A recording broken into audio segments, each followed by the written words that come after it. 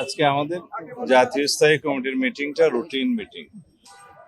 গত 11ই জুলাই হয়েছিল last meeting, আর আজকে রুটিন মিটিং হিসেবে হয়েছে। এখানে আমাদের বিভিন্ন ইস্যু ছিল, দেশের সার্বিক রাজনৈতিক পরিস্থিতি, তারপরে সাংগঠনিক বিবিধ ইত্যাদি আলোচনা হয়েছে।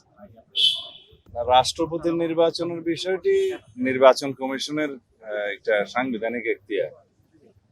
সাংবিধানিক এখতিয়ার হিসেবে দুইটা আছে, নির্বাচন কমিশনের একটা সংসদ নির্বাচন আর একটা রাষ্ট্রপতি নির্বাচন।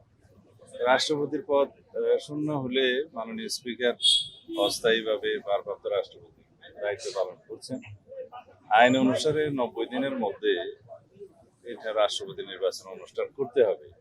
তো সেই লক্ষ্যে নির্বাচন কমিশন তো ইতিমধ্যে প্রেসে বলেছে কথাবার্তা যে তারা প্রস্তুত আছে রাষ্ট্রপতি নির্বাচন আয়োজন করার জন্য। সেটা তারা তফসিল ঘোষণা করতে পারে। তফসিল ঘোষণা করলে দলের পক্ষ থেকে প্রার্থী কে হবেন সেই দায়িত্ব আমরা মাননীয় চেয়ারম্যান হিসেবে আমাদের মাননীয় প্রধানমন্ত্রীর উপরে স্থায়ী কমিটি, আমরা মাননীয় চেয়ারম্যান হিসেবে, দলের চেয়ারম্যান হিসেবে তার উপরেই ন্যস্ত করেছি। সেই সিদ্ধান্ত মাননীয় প্রধানমন্ত্রী নেবেন দলের চেয়ারপারসন হিসেবে। নির্বাচন কমিশন তফসিল ঘোষণা করলে মনোনয়নপত্র বিক্রি হবে, জমা হবে, যাচাই বাছাই হবে।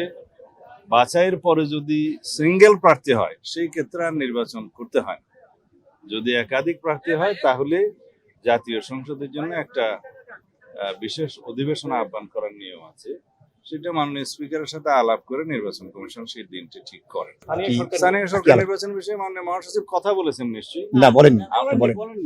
স্থানীয় সরকার নির্বাচনের জন্য ইতিপূর্বে মাননীয় স্থানীয় সরকার মন্ত্রী হিসেবে তিনি তো বলেছেন যে আমরা এই বছরের শেষের দিকে অথবা আগামী বছরের প্রথম দিকেই স্থানীয় সরকার নির্বাচন অনুষ্ঠানের জন্য প্রস্তুত আছে। সেই হিসাবে প্রস্তুতি।